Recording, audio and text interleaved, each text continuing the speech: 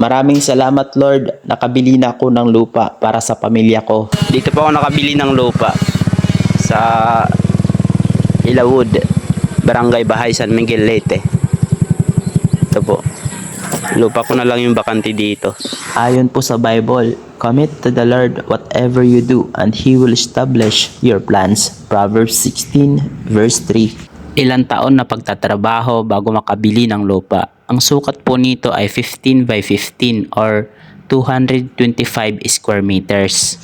Hindi ko po ito pinagyayabang kundi dahil gusto ko lang maka-inspired sa mga taong nangangarap. Napakasarap ng feeling na yung pinaghirapan mo, nakikita mo na. Wala po talagang imposible pagdating sa Panginoon. Kapag humingi ka sa Kanya, ipagkakaloob sa'yo. Basta yung mga pangarap mo, gawin mo lang. Kahit anong hamon sa buhay, kahit ano pang hirap yung mga ginagawa mo ngayon. Sabi nga, walang nagtatagumpay sa umaayaw.